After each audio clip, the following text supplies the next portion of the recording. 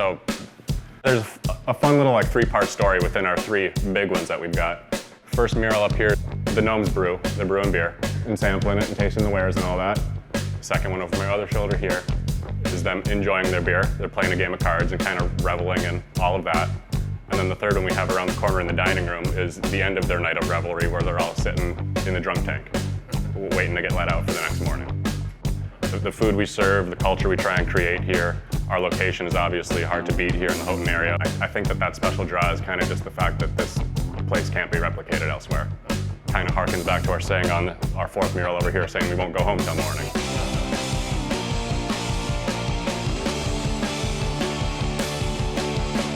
My name is Jacob Moylanen.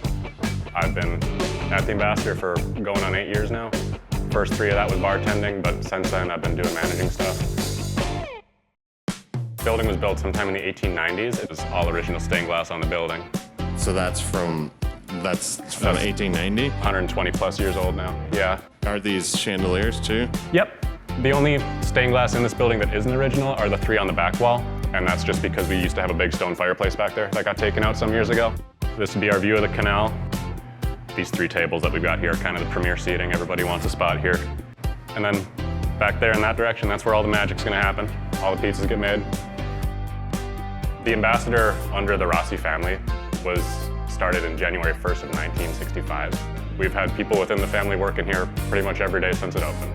So when they opened in 1965, right away they threw the pizza oven in, pizza-centric from the beginning. Everything on the pizza side, we haven't touched a single recipe since we opened. Everything we do on a thin crust. We call it almost like a cracker-style crust. You want that nice little snap in the bite when you're taking it. Specialty pizzas, kind of like fusion-style pizzas, are our bread and butter. I mean, everybody probably knows about the tostada if they're familiar with this place. It's like a taco-style pizza.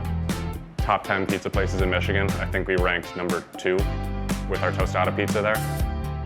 House-made Italian sausage. That sausage recipe is another recipe that hasn't been touched since the 60s. All our dough is made fresh every day.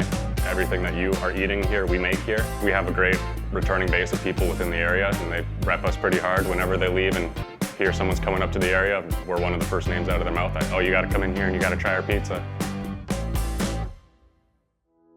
All of our liquors here, everything that's on our fish bowls sits down in the wells here. I think that's gotta be on a tech kid's checklist, is coming in here and getting a fish bowl at least once before they get out of town. You know, big tiki-style cocktails that they can come in and have a couple and go off and enjoy the rest of their night with. But I think the thing that kind of kicks in the nostalgia factor for them is the fact that we are so unique as a business.